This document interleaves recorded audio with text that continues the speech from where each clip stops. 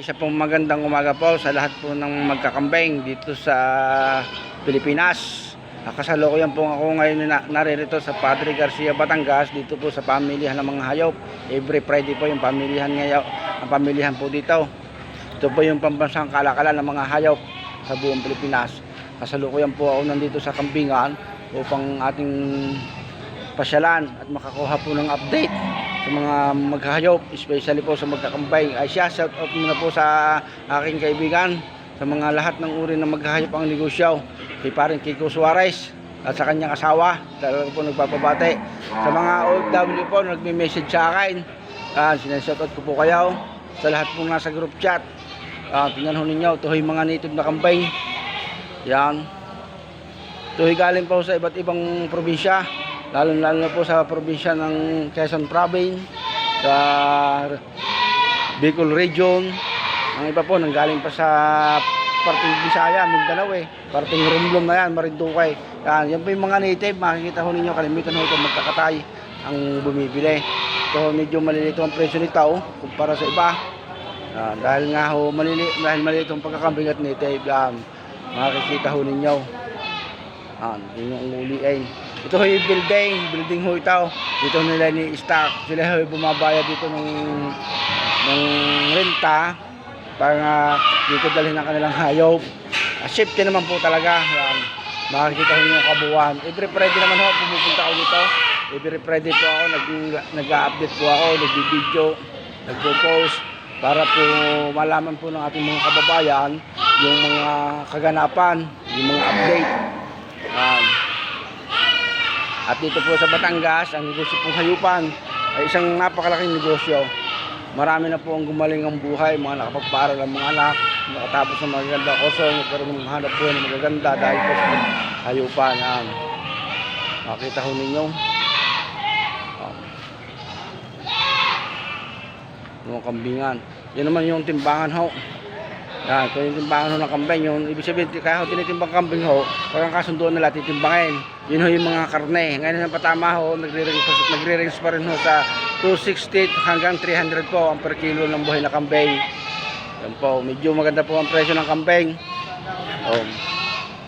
Atin naman pong papasyalan itong baba. Itong baba ng pamilihan.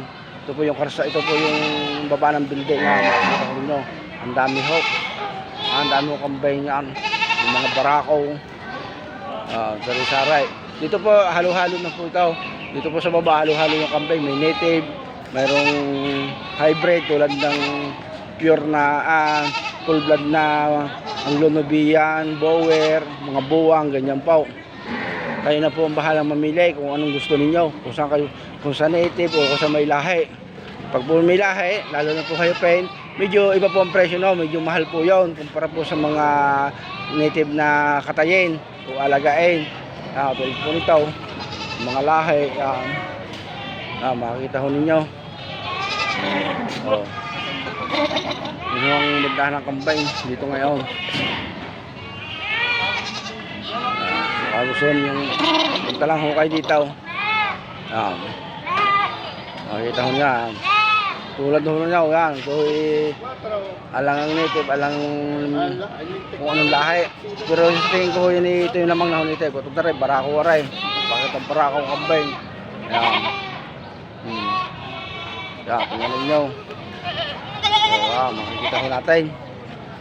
Medyo sa tingin ko ho, matumal ho ngayon ang bintahan ng mga kambing. At tatapos na naman ang wakasyon. Pero rin tapat na hong aray, makikita nyo, anong dami ng tao, ang dami ng kumpulan. Yan. Din tingnan ninyo. Usap-usap na ho sila. Yan. Kakabayaran na ho sila. Mga kambing. Kita ho ninyo.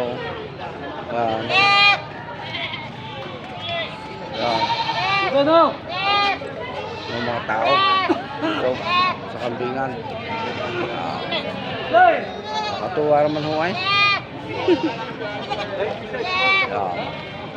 Hindi ho mga kasama. At least nabigyan ko na kayo ng update. dito sa ating mga kambingan. Pero papasaya muna natin ang isang grupong aray. Ayan, tingnan ninyo.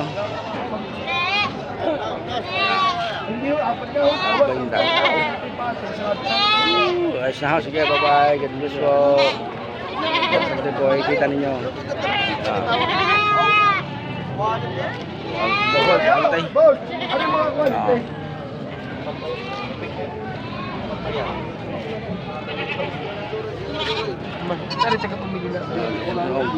Bukas ng mga native. Yan, tingnan po ninyo yung ayaws. God bless po. Nakita ninyo.